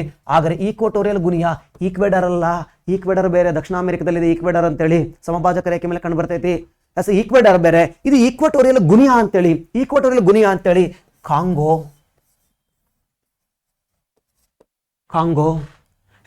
Not mango, Congo, Equatorial Guinea. Then again Congo, Africa ಖಂಡದಲ್ಲಿ ಕಂಡು ಬರ್ತಕ್ಕಂಥದ್ದು ಕಾಂಗೋ. ಆಗ ನೆಕ್ಸ್ಟ್ ಗ್ಯಾಬೋನ್ ಅಂತ ನಾವು ಹೇಳ್ತೀವಿ. ಬರಿಬೇಕಾದ್ರೆ ಗ್ಯಾಬೋನ್ ಅಂತ ಹೇಳ್ತೀವಿ, ಹೇಳ್ಬೇಕಾದ್ರೆ ಗಬೋನ್ ಅಂತ ಕೂಡ ಹೇಳ್ತೀವಿ. ಕೆಲವೊಂದು ಆಫ್ರಿಕನ್ ಲ್ಯಾಂಗ್ವೇಜಸ್ ಟ್ರಾನ್ಸ್ಲೇಷನ್ ಮಾಡ್ಬೇಕಾದ್ರೆ ವ್ಯತ್ಯಾಸ ಆಗಿರ್ತಾವ. ಗ್ಯಾಬೋನ್. ಎಸ್, ಹಾಗಾದ್ರೆ ಆಫ್ರಿಕ್ ಖಂಡದಾಗ 6 ದೇಶಗಳಿದಾವೆ. ಹೆಂಗ್ ನೆನ್ಪಿಟ್ಕೋಬೇಕಂತಂದು ಹೇಳಿದ್ದೀನಿ. ಮೇಲೆಡೆ 3 ನೆನ್ಪಿಟ್ಕೋ. First Algeria, Nigeria, Libya. 6 ನೆನ್ಪಿಟ್ಕೊಳಕ್ ಹೋಗ್ಬೇಡ. First 3 Algeria, Nigeria, Libya, full stop. Then equatorial Guinea, ಇದು ಕಷ್ಟಪಡಕ್ ಹೋಗ್ಬೇಡ. Guinea, Gabon, Congo. Guinea, Congo, Gabon. Yes, Guinea ಅಂತ ನೆನ್ಪಿಟ್ಕೋ. ಎಕ್ಸಾಂಪಲ್ ಈಕ್ವಾಟೋರಿಯಲ್ ಗುನಿಯಾ ಅಂತ ಓದ್ಕೊಂತೀಯ, ಸಮಸ್ಯೆ ಏನಿಲ್ಲ. Yes, Guinea, Congo, Gabon. ಇಲ್ಲಿ 6 ದೇಶಗಳು, ಇಲ್ಲಿ 4 ದೇಶಗಳು, ಅಲ್ಲಿ 1 ದೇಶ. ಟೋಟಲ್ಲು 11 ದೇಶ ಆದವು. ಹಾಗಾದ್ರೆ 11 ದೇಶಗಳು ಆದವು. ಒಪೆಕ್ನಲ್ಲಿ 11 ದೇಶಗಳಿದಾವೆ. ಸರ್ 12 ಇದ್ವಲ್ಲ ಸರ, ಗಾಡ್ ಪ್ರಾಮಿಸ್ 12 ಇದ್ವು. ಆದರೆ UAE ಆಚೆ ಹೋಗಿತ್ತು. UAE ಆಚೆ, ಅದಕ್ಕಿಂತ ಮುಂಚೆ ಯಾವ್ದು ಆಚೆ ಹೋಗಿತ್ತು? ಅಂಗೋಲ ಆಚೆ ಹೋಗಿತ್ತು. ಅದಕ್ಕಿಂತ ಮುಂಚೆ ಕತಾರ್ ಆಚೆ ಹೋಗಿತ್ತು. ಅದಕ್ಕಿಂತ ಮುಂಚೆ ಇಂಡೋನೇಷ್ಯಾ ಆಚೆ ಹೋಗಿತ್ತು. ಎಸ್, ಇಂಡೋನೇಷ್ಯಾ ಮೂಲತಃ ಮೆಂಬರ್ ಆಗಿತ್ತು, ಅದು ಆಚೆ ಹೋಯ್ತು. ಆಮೇಲೆ ಕತಾರ್ ಅಂತ ದೇಶ ಇತ್ತು, ಅದು ಆಚೆ ಹೋಯ್ತು. ಎಕ್ಸಿಟ್ ಅಂತೇಳಿ Qatar exit from OPEC, Qatar ಹೋಯ್ತು. ಅದಾದ್ಮೇಲೆ ಅಂಡ್ ಇನ್ನೊಂದು ಯಾವುದು ನಮ್ಮ ರೀಸೆಂಟಾಗಿ ಅಂಗೂಲ್ ಹೋಯ್ತು. ಹಾಗಾದ್ರೆ UAE ಹೋಗೋಕ್ಕಿಂತ ಮೊದಲು ಯಾವ ದೇಶ ಹೋಗಿತ್ತಂದ್ರೆ ಅಂಗೂಲ್ ಹೋದ್ಮೇಲೆ ಈಗ 2026 ಯಾವ್ದು ಹೋಗಿತ್ತಪ್ಪ ಅಂದ್ರೆ ನಮ್ಮ UAE ಎಕ್ಸಿಟ್ ಆಗಿದೆ. Yes, UAE exit from OPEC. UAE exit from OPEC ಆಗೈತಿ. ಟೋಟಲ್ ಈಗ present 11 countries are there. OPEC ಒಳಗಡೆ 11 ದೇಶಗಳಿದಾವ. ಈಸಿ ನೆನ್ಪಿಟ್ಕೊಬೋದು ನೀವು. ಇವಾಗ ಸಂಸ್ಥಾಪಕ ರಾಷ್ಟ್ರಗಳು ಯಾವ ಅಂತ ಕೂಡ ಗೊತ್ತಾಗೈತಿ. ಇನ್ನೊಂದ್ರ ನಿಮ್ಗೆ ಗೊತ್ತಾಗಲಿ ಅಂತೇಳಿ ನಾನು ಸುಮ್ಮನೆ ಒಂದು 4 ಸ್ಟಾರ್ ಹಾಕ್ಬಿಡ್ತೀನಿ. ಯಾವ ಸ್ಟಾರ್ ಹಾಕಿ ನಾವು ಸಂಸ್ಥಾಪಕ ರಾಷ್ಟ್ರಗಳು. ಮತ್ತೆ ಇನ್ನೊಂದು ಸೆಂಟೆನ್ಸ್ ಬರ್ಕೊಬಾರ ನೀವು. ಸಂಸ್ಥಾಪಕ ರಾಷ್ಟ್ರಗಳು ಯಾವುವು ಅಂತೇಳಿ ನೋಟ್ಸ್ ಮಾಡ್ಕೋಬೇಕು. ಹಿಂಗೆ ಮಾಡ್ಕೊಂಬಿಟ್ರೆ ನಿಮ್ಗೆ ಈಸಿಯಾಗಿ ಗೊತ್ತಾಗ್ತೈತೆ. ಇವು ಫೌಂಡೇಶನ್ ಮೆಂಬರ್ಸ್ ಅಂತೇಳಿ. ಮುಂದಕ್ಕೆ ಬರ್ತಾ ಹೋಗೋಣ. ಇವರೆಲ್ಲ ನಿಮ್ಗೆ ಗೊತ್ತಿದೆ, ಇವರೆಲ್ಲ ಹುಟ್ಟಿದ್ದೆ ಅಮೆರಿಕ ಹಾಕೊಂಡು. ಸೊ ಅಮೆರಿಕಕ್ಕೆ ಪೈಪೋಟಿ ಕೊಟ್ಕೊಂಡು, ಬಟ್ ಅಮೆರಿಕ ಬುದ್ಧಿವಂತ ರಾಷ್ಟ್ರ, ಇವ್ರ ಜೊತೆ ಜಗಳ ತಗೊಳಕ್ಕೆ ಹೋಗಲಿಲ್ಲ. ಎಸ್, ಯಾಕಂದ್ರೆ ಇಂಧನ ಎಷ್ಟು ಇಂಪಾರ್ಟೆಂಟ್ ಅಂತ ಅಮೆರಿಕ ಗೊತ್ತಾಗಿತ್ತು. ಆದರೆ ಇವ್ರಿಗೆ ಅಷ್ಟು ರೆಸ್ಪೆಕ್ಟ್ ಕೊಡಕ್ಕೆ ಸ್ಟಾರ್ಟ್ ಮಾಡಿಲ್ಲ ಕಣ್ರಿ. ಇವರಿಗೆ ಜಾಸ್ತಿ ರೆಸ್ಪೆಕ್ಟ್ ಕೊಡಲಿಲ್ಲ. ಇವ್ರನ್ನ ಅಮೆರಿಕ ಹತ್ರಕ್ಕೂ ಬಿಟ್ಕೊಳ್ಳಲಿಲ್ಲ. ಹಂಗಂತೇಳಿ ತುಂಬ ದೂರಕ್ಕೂ ತಳೆದಿಲ್ಲ. ಹಿಂಗ ಇವರಿಗೆ ಪಾಪ ಇದ್ರಿಗೆ ಯಾರು ದೊಡ್ಡ ದೇಶಗಳು ಯಾವುದಿಲ್ಲ ನೋಡ್ರಿ. ಇವ್ರು ನಂಬ್ಕೊಂಡಿರೋದು ಓನ್ಲಿ ಪೆಟ್ರೋಲಿಯಂ ಮಾತ್ರ ನಂಬ್ಕೊಂಡವ್ರೆ. ಆಮೇಲೆ ಪೆಟ್ರೋಲ್ ಎಕ್ಸ್ಪೋರ್ಟ್ ಮಾಡಲೇಬೇಕು ಇವ್ರು ಯೂಸ್ ಮಾಡ್ಕೊಳಕಂದ್ರೆ ಇವ್ರಲ್ಲಿ ಇಂಡಸ್ಟ್ರಿಯಲೈಸೇಷನ್ ಆಗಿಲ್ಲ. ಮತ್ತು ಅದಕ್ಕೋಸ್ಕರನೇ ಇವ್ರು ಏನು ಮಾಡಿದ್ರಪ್ಪ ಅಂದ್ರೆ ಹೆಂಗಾರ ಮಾಡಿ ಅವ್ರ ವ್ಯಾಲ್ಯೂವನ್ನು ತಿಳಿಸ್ಬೇಕು ಜಗತ್ತಿಗೆ. ನಮ್ಮ ವ್ಯಾಲ್ಯೂ ಏನು, ನಾವು ಒಪೆಕ್ನರ್ ಮನಸ್ಸು ಮಾಡೋದು ಎಷ್ಟು ಕೆಪಾಸಿಟಿ ಐತೆ ಅಂತ ತಿಳಿಸ್ಬೇಕಲ್ವೇ. ಅದಕ್ಕೆ ಒಪೆಕ್ನರ್ ಏನು ಮಾಡಿದ್ರು ಗೊತ್ತಾ, 1972ರಲ್ಲಿ ಡಿಸೈಡ್ ಮಾಡಿದ್ರು, ನಾವು ಈ ವರ್ಷ ಯಾರು ಉತ್ಪಾದನೆ ಮಾಡೋದು ಬೇಡ ಪೆಟ್ರೋಲನ್ನು. ಅವರೆಲ್ಲ ಇಂಡಸ್ಟ್ರಿ ಮಾಡ್ಕೊಂಡು ಕುಂತಾರಲ್ವ, ಅವ್ರಿಗೆಲ್ಲ ನಮ್ಮ ವ್ಯಾಲ್ಯೂ ಗೊತ್ತಾಗಲಿ ಅಂತೇಳಿ 72ರ ಉತ್ಪಾದನೆ ಸ್ಟಾಪ್ ಮಾಡಿದ್ರು. 73ರಲ್ಲಿ ಜಾಗತಿಕ ತೈಲ ಬಿಕ್ಕಟ್ಟು ಉಂಟಾಯಿತು.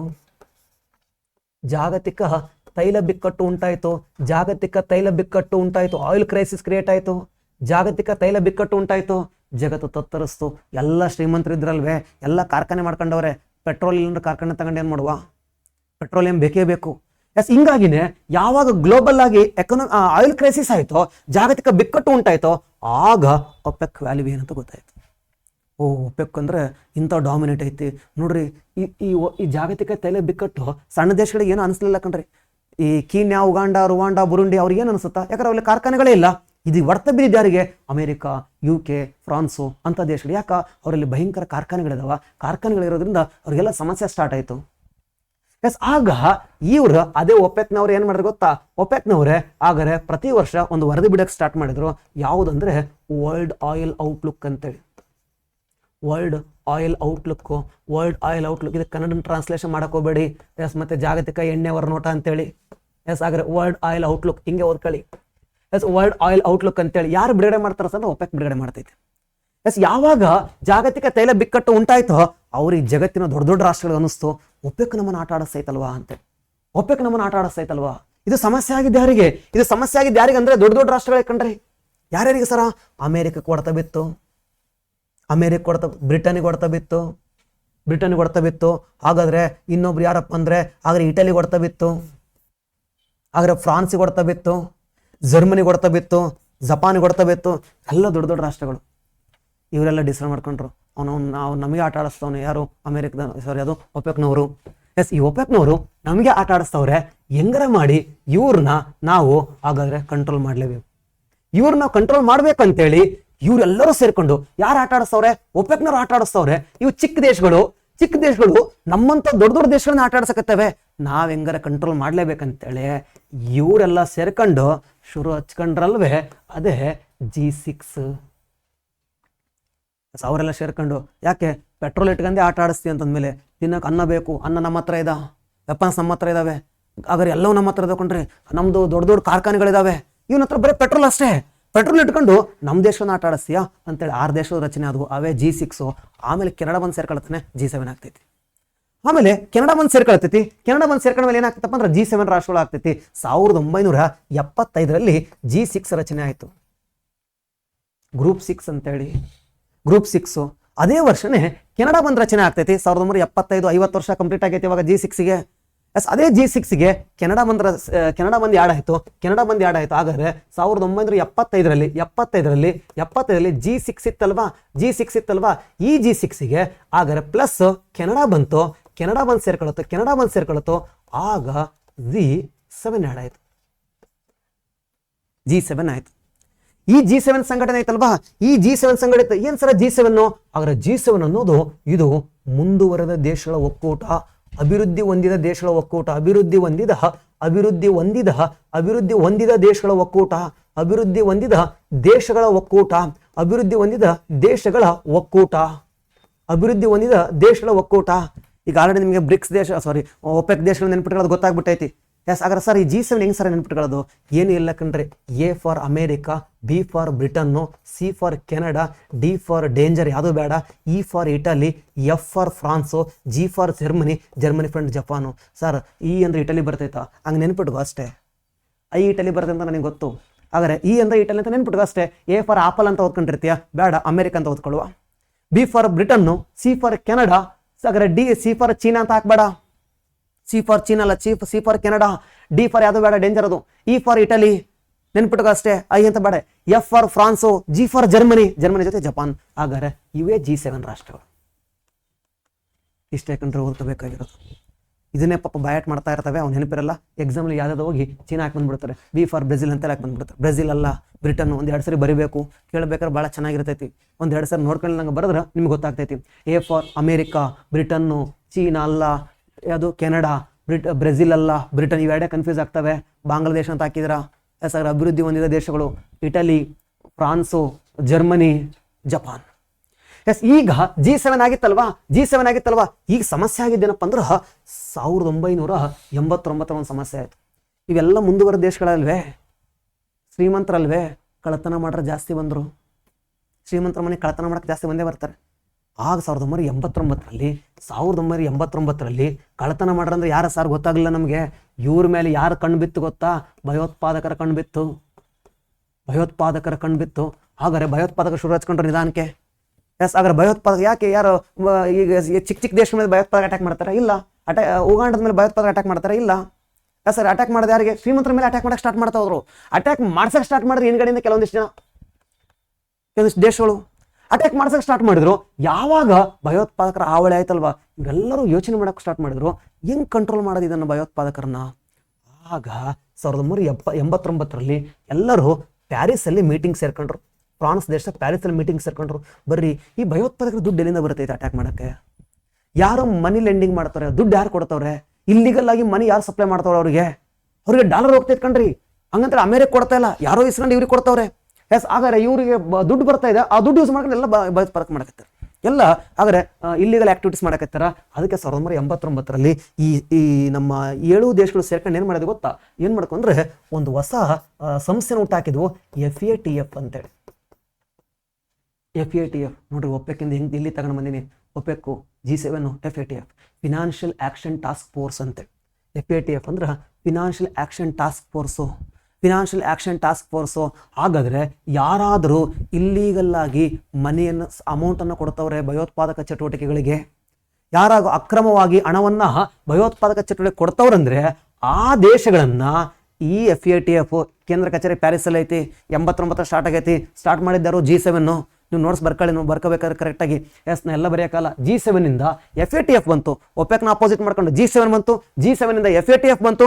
FATFನವರು ವಾರ್ನಿಂಗ್ ಕೊಡ್ತಾರೆ, ನಿನ್ನ ಮೇಲೆ ಯಾಕೋ ನನಗೆ ಡೌಟ್ ಬರ್ತೈತಿ, ನೀನು ಇಲ್ಲಿಗಲ್ ಆಗಿ ಅಮೌಂಟನ್ನು ಮನಿ ಲ್ಯಾಂಡ್ರಿಂಗ್ ಮಾಡ್ತಿದ್ಯಾ, ಭಯೋತ್ಪಾದಕ ಚಟುವಟಿಕೆಗಳಿಗೆ ನೀನೇನಾದ್ರು ದುಡ್ಡು ಕೊಡಕತ್ತಿ ಅಂತ ಅನಿಸ್ತು ಅಂದರೆ ಆ ದೇಶದ ಹೆಸರನ್ನ ಗ್ರೇ ಲಿಸ್ಟಿಗೆ ಹಾಕ್ತಾರೆ ಕಣ್ರಿ, ಬೂದು ಪಟ್ಟಿಗೆ ಹಾಕ್ತಾರೆ. ಅದರ ಅರ್ಥ ಏನು ಗೊತ್ತಾ? ವಾರ್ನಿಂಗ್ ಕೊಟ್ಟಿವಿ ನಿನಗೆ ಅಂತೇಳಿ. ಹಾಗಾದ್ರೆ ಮನಿ ಲೆಂಡರಿಂಗ್ ಮಾಡಿದ ಮನಿಯನ್ನ, ಅಮೌಂಟನ್ನ ಭಯೋತ್ಪಾದಕ ಚಟುವಟಿಕೆಗಳಿಗೆ ಅಥವಾ ಬೇರೆ ದೇಶಗಳ ಮೇಲೆ ದಾಳಿ ಮಾಡ್ಸಕ್ಕೆ ದುಡ್ಡು ಕೊಟ್ರೆ ಆ ದೇಶಗಳನ್ನ ಗ್ರೇ ಲಿಸ್ಟಿಗೆ ಹಾಕ್ತಾರೆ. ಅವ್ನ ಮಾತು ಕೇಳಿಲ್ಲ ಅಂದ್ರೆ ಸರ ತಗೊಂಡೋಗಿ ಬ್ಲಾಕ್ ಲಿಸ್ಟಿಗೆ ಹಾಕ್ತಾರೆ. ಮೊಬೈಲ್ನಾಗ ಅಲ್ಲ ಕಣ್ರಿ, ಅವ್ರದ್ದೊಂದು ಪಟ್ಟಿ ಐತಿ, ಆ ಬ್ಲಾಕ್ ಲಿಸ್ಟಿಗೆ ಹಾಕ್ತಾರೆ ಸರ್. ಬ್ಲಾಕ್ ಲಿಸ್ಟ್ ಯಾಕೆ ಹಾಕೋ ಅಂತ ಬಿಟ್ಟರೆ ಮಾಡ್ತಾರೆ ಸರ್ ಅವರು. ಎಸ್, ಈಗ ಯಾವುದೋ ಒಂದು XYZ ಪಾಕಿಸ್ತಾನವನ್ನು ಬ್ಲಾಕ್ ಲಿಸ್ಟ್ ಹಾಕಿದ್ರು ಅಂತ ಅನ್ಕೊಳ್ಳುವ. ಎಸ್, ಬ್ಲಾಕ್ ಲಿಸ್ಟ್ ಹಾಕಿದ್ರೆ ಏನಾಗುತ್ತೆ ಸರ? ಏನಾದರೂ ಅದರ ಪರಿಣಾಮ ಏನಾಗುತ್ತಾ? ಅದರ ಪರಿಣಾಮ ಬ್ಲಾಕ್ ಲಿಸ್ಟಿಗೆ ಹೋಗೈತೆ ಅಂದರೆ ಅಂತಾರಾಷ್ಟ್ರೀಯ ಹಣಕಾಸು ಸಂಸ್ಥೆಗಳು ಯಾರು ಇವರಿಗೆ ಸಾಲ ಕೊಡಲ್ಲ. ಯಾವುದೇ ದೇಶ ಓನ್ ರಿಸ್ಕ್ ತಗೊಂಡು ಸಾಲ ಕೊಡ್ಬೋದು, ಆದರೆ ಏಷ್ಯನ್ ಡೆವಲಪ್ಮೆಂಟ್ಗೆ ಹೋದು ಬ್ಲಾಕ್ ಲಿಸ್ಟ್ ಏಷ್ಯನ್ ಡೆವಲಪ್ಮೆಂಟ್ಗೆ ಹೋಯ್ತು ಅಂತ ಅನ್ಕೋ, ಅವ್ರು ಏನು ಮಾಡ್ತಾರೆ ಗೊತ್ತು? ಯಾರಿಗಾರ ಸಾಲ ಕೊಡ್ಬೇಕಂದ್ರೆ ಫಸ್ಟ್ ಅವ್ರು ಬ್ಲಾಕ್ ಲಿಸ್ಟ್ ಓಪನ್ ಮಾಡ್ಕೊಂತಾರೆ. ಆ ಬ್ಲಾಕ್ ಲಿಸ್ಟ್ ಅಲ್ಲಿ ಈ X ಅನ್ನೋ ದೇಶ ಇತ್ತು ಅಂದ್ರೆ ವಾಪಸ್ ಕಳಿಸ್ತಾರೆ, ನಡಿಯಪ್ಪ ನೀನು ದೊಡ್ಡ ಪುಣ್ಯವಂತ ಅಂತೇಳಿ. ಎಸ್, ಆದರೆ IMF ಹೋದ್ರೆ ಸಾಲ ಕೊಡಲ್ಲ, ವರ್ಲ್ಡ್ ಬ್ಯಾಂಕಿಗೆ ಹೋದ್ರೆ ಸಾಲ ಕೊಡಲ್ಲ, ಆದರೆ ಏಷ್ಯನ್ ಡೆವಲಪ್ಮೆಂಟ್ ಬ್ಯಾಂಕ್ ಅವರು ಸಾಲ ಕೊಡಲ್ಲ ಸರ್. ಮತ್ತೆ ಯಾವ್ದಾರ ವೈಯಕ್ತಿಕ ಸಪ್ರೇಟ್ ಆಗಿ ಒಂದು ದೇಶ ಕೇಳಿದ್ರೆ ಅವ್ರು ಕೊಡ್ಬೋದು ಬಿಡ್ಬೋದು. ಬಹಳ ಸಿಂಪಲ್ ಆಗಿ ಹೇಳ್ಬೇಕಂದ್ರೆ ಸಿವಿಲ್ ಸ್ಕೋರ್ ಕಮ್ಮಿ ಆದಂಗೆ ಕಂಡ್ರಿ, ನಿಮ್ಮ ಸಿವಿಲ್ ಸ್ಕೋರ್ ಏನಾದಂಗೆ ಕಮ್ಮಿ ಆದಂಗೆ. ಎಸ್, ಆದರೆ ಯಾವ್ದಾರ ದೇಶಗಳು ಅದಕ್ಕೋಸ್ಕರನೇ FATF ಅಂತ ತಗೊಂಡು ಬಂದರೆ. PC ಎಕ್ಸಾಮ್ಸ್ ಅಲ್ಲಿ FATF ಅಂದ್ರೆ ಏನು? Financial action task force. ಯಾವ್ರಾಗೈತೆ ಹೆಡ್ ಕ್ವಾರ್ಟರ್? ಪ್ಯಾರಿಸ್ ಅಲ್ಲಿ ಐತೆ. ಹುಟ್ಟಾಕಿದ್ದಾರು G7 ಯಾವ ಪಟ್ಟಿಗಳಿದಾವೆ? Grey list, black list. Grey list ಆದ್ರೆ ಏನಾಗ್ತೈತಿ? ವಾರಿಂಗ್ ಕೊಟ್ಟವ್ರೆ, ಏನೂ ಸಮಸ್ಯೆ ಆಗಲ್ಲ. ಇಲ್ಲಿ ಬ್ಲಾಕ್ ಲಿಸ್ಟ್ ಹಾಕಿದ್ರೆ ಏನಾಗ್ತೈತಿ? ಅಂತಾರಾಷ್ಟ್ರೀಯ ಮಟ್ಟದಲ್ಲಿ ಏನು ಸಿಗಲ್ಲ, ಆದರೆ ಫಂಡಿಂಗ್ ಸಿಗಲ್ಲ, ಸಾಲ ಸಿಗಲ್ಲ. ಸಾಲ ಸಿಗಲ್ಲ ಅಂದ್ರೆ ಇನ್ಫ್ರಾಸ್ಟ್ರಕ್ಚರ್ ಡೆವಲಪ್ಮೆಂಟ್ ಮಾಡೋಕ್ಕಾಗಲ್ಲ, ದೇಶ ಮತ್ತೆ ದಿವಾಳಿ ಆಗ್ಬಿಡ್ತೈತಿ. ಎಸ್, ಹಿಂಗಾಗಿನೇ ಈ ಸ್ವಲ್ಪ ಮುಂದಕ್ಕೆ ಬರ್ತಾ ಹೋಗ್ತೀನಿ, ಇನ್ನು ಸ್ವಲ್ಪ ಮುಂದಕ್ಕೆ ಬರ್ತಾ ಹೋಗ್ತೀನಿ G7ಗೆ. ಆ G7 ಇತ್ತಲ್ವಾ, ಇದಕ್ಕೆ 1997ರಲ್ಲಿ ಯಾರು ಬಂದು ಸೇರ್ಕೊಂಡ್ರೆ ಗೊತ್ತಾ? ರಷ್ಯಾ ಬಂದು ಸೇರ್ಕೊಳುತ್ತೋ. ರಷ್ಯಾ ಬಂದು ಸೇರ್ಕೊಂಡಾಗ = G8 ಆಯ್ತು. G8 ಆಯ್ತು. 1991ರಲ್ಲಿ ಶೀತಲ ಸಮರ ಅಂತ್ಯ ಆಗಿತ್ತು. ಶೀತಲ ಸಮರ ಅಂತ್ಯ ಆಗಿದ್ದಕ್ಕೆ ಅಮೆರಿಕ ರಷ್ಯಾ ತಾತ್ಕಾಲಿಕವಾಗಿ ಫ್ರೆಂಡ್ ಆಗಿದ್ರು. ಎಸ್, ರಷ್ಯಾ ವಿಭಜನೆ ಆಗಿತ್ತು. ರಷ್ಯಾ ವಿಭಜನೆ ಆಗಿ ತಾತ್ಕಾಲಿಕವಾಗಿ ಅಮೆರಿಕದ ಮತ್ತು ರಷ್ಯಾಗಳು 1991 ಶೀತಲ ಸಮರ ಮುಗಿದ ಮೇಲೆ ಫ್ರೆಂಡ್ ಆಗಿದ್ರು ಕಂಡ್ರೆ ಅವರೆಲ್ಲರೂ. ಫ್ರೆಂಡ್ ಆದ್ಮೇಲೆ ಅವಾಗ G7ಗೆ ಕರೆದ್ರು, ಬಾ ರಷ್ಯಾ ನೀನು ಕುತ್ಕೋ ಅಂತ ಹೇಳಿ. ಅವಾಗ G8 ಆಯ್ತು. ಈ G8 ಆಯ್ತಲ್ವಾ, ನೆಕ್ಸ್ಟ್ ಆಗರೆ 1991ರ G8 ಆಯ್ತು. 2014ರಲ್ಲಿ ಈ ರಷ್ಯಾ ದೇಶ ಏನ್ ಮಾಡ್ತು ಗೊತ್ತಾ? ರಷ್ಯಾ ಹೋಗಿ ಆಗರೆ ಉಕ್ರೇನ್ನ ಕ್ರಿಮಿಯಾದ ಮೇಲೆ ದಾಳಿ ಮಾಡ್ತು. ಕ್ರಿಮಿಯಾದ ಮೇಲೆ ದಾಳಿ ಮಾಡ್ತು. ಆಗ ಉಕ್ರೇನ್ ಹೋಗಿ ಹೇಳ್ತು, ಅಮೆರಿಕದ ಹತ್ರಕ್ಕೆ ಹೋಗಿ ಹೇಳ್ತು, ನೀವು G8 ಅಂತ ಸೇರಿಸ್ಕೊಂಡ್ರಲ್ವೇ, ಅವ್ನು ನನ್ನ ಮೇಲೆ ದಾಳಿ ಮಾಡೋನೆ ಅಂತೇಳಿ. ಆಗ G7 ಎಲ್ಲರೂ ಮತ್ತೆ G8 ರಷ್ಯಾ ಬಿಟ್ಟು G7 ಮತ್ತೆ ಒಂದು ಕಡೆ ಸೇರ್ಕೊಂಡು ಇವನು ಮುಂದುವರೆದ ದೇಶದ ಒಕ್ಕೂಟ ಅಂತ ಹೇಳ್ಕೊತೀವಿ, ನಾವು ಊರಿಗೆ ಸೀನಿಯರ್ ಇದ್ದಂಗಿದ್ದೀವಿ, ಇವನು ಮತ್ತೆ ಆ ಸಣ್ಣ ದೇಶದ ಮತ್ತೆ ಜಗಳ ಶುರು ಹಚ್ಕೊಳ್ಳೋಣ. ಏನು ಮಾಡಿದ್ರೆ ಗೊತ್ತಾ? ನೀನು ನಮ್ಮ ಸವಾಸಕ್ಕೆ ಬರಬೇಡಪ್ಪ ಅಂತೇಳಿ. ಹಾಗಾದ್ರೆ G8 ಇತ್ತಲ್ವಾ, ಹಾಗಾದ್ರೆ ಮೈನಸ್ ರಷ್ಯಾ ಮಾಡಿದ್ರು, ರಷ್ಯಾವನ್ನು ತೆಗೆದಾಕಿರು. ಅಟ್ಟು ಪ್ರೆಸೆಂಟ್ ಏನೈತೆ ಗೊತ್ತ? ಇವಾಗ G7 ಇದೆ. ವಾಪಸ್ ಯಾವ ದೇಶ ಬಂತಂದ್ರೆ G7 ಇದೆ. ಹಾಗಾದ್ರೆ G7 ಸರ್, ಮತ್ತೆ ಪ್ರತಿ ವರ್ಷ G7 ಆದಾಗ ನರೇಂದ್ರ ಮೋದಿ ಹೋಗ್ತಾರಲ್ವಾ? ಹೌದು, ಹಾಗಾದ್ರೆ ನಾವು ಅತಿಥಿಯಾಗಿ ಹೋಗ್ತೀವಿ ಅಷ್ಟೇ. ಆದರೆ ಕಳೆದ 5-6 ವರ್ಷಗಳಿಂದ ಹೋಗ್ತಾ ಇದ್ದೀವಿ ನಾವು. ಕಳೆದ 5-6 ವರ್ಷಗಳಿಂದ ಕೂಡ ನಾವು ಆದರೆ G7 ಒಕ್ಕೂಟಕ್ಕೆ ಭಾರತ ಹೋಗ್ತಾ ಇದೆ. ಬಟ್ ಗೊತ್ತಿರಲಿ, ಭಾರತ G7 ಮೆಂಬರ್ ಅಲ್ಲ. We are not a member of G7. So ಇಲ್ಲಿ ಹಿಂಗೆ G7 ಬೆಳ್ಕಂತ ಬಂತು. ಎಸ್, ಹಾಗಾದ್ರೆ ಇಲ್ಲಿ ನಾವು 2 ಅಂಶಗಳ ಬಗ್ಗೆ ಮಾತಾಡಿದ್ವಿ. ಸ್ವಲ್ಪ ರಿವೈಸ್ ಮಾಡ್ಕೊಂಬಿಡೋಣ. ಏನೇನು ಮಾತಾಡಿದ್ವಿ ಅಂತಂದ್ರೆ, ಒಪೆಕ್ ಅಂದ್ರೆ ಏನಂತ ಮಾತಾಡಿದ್ವಿ. ಎಸ್, ಹಾಗಾದ್ರೆ ಒಪೆಕ್ ಹೆಂಗೆ ಬಂತು ಅಂತ ಗೊತ್ತಾಯಿತು. UAE ಯಾಕೆ ಬಂತು, ಹೆಂಗೆ ಹೋಗ್ತೈತೆ ಅಂತ ಮಾತಾಡಿದ್ವಿ. ಒಪೆಕ್ ರಾಷ್ಟ್ರಗಳು ಯಾವ ಅಂತ ಮಾತಾಡಿದ್ವಿ. ಎಸ್, ಜೊತೆಗೆ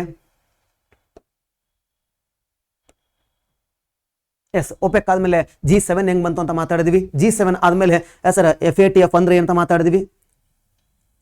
FATF ಅಂದ್ರೆ ಅಂತ ಮಾತಾಡಿದ್ವಿ.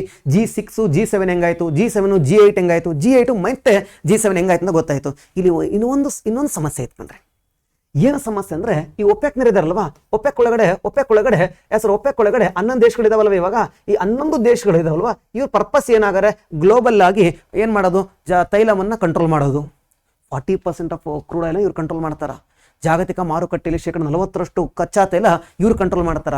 ಈಗ ನಿಮ್ಗೆ ಗೊತ್ತಿರಲಿ, ಇವರನ್ನು ಹೊರತುಪಡಿಸಿನೂ ಕೂಡ ಕೆಲವೊಂದಿಷ್ಟು ಜನ ತೈಲ ಉತ್ಪಾದನೆ ಮಾಡೋರು ಅವರೇ, ಎಕ್ಸ್ಪೋರ್ಟ್ ಮಾಡ್ತಾವ್ರೆ. ಒಪೆಕ್ ಒಳಗಡೆ ಇಲ್ಲ ಅಷ್ಟೇ ಅವರು. ಒಪೆಕ್ ಒಳಗಡೆ ಇಲ್ಲ. ಹಾಗಾದ್ರೆ ಇವ್ರು 11 ಜನ ಒಪೆಕ್ನಾಗ ಅವರೇ ಕಣ್ರಿ. ಒಪೆಕ್ನಾಗ 11 ಜನ ಅವರೇ.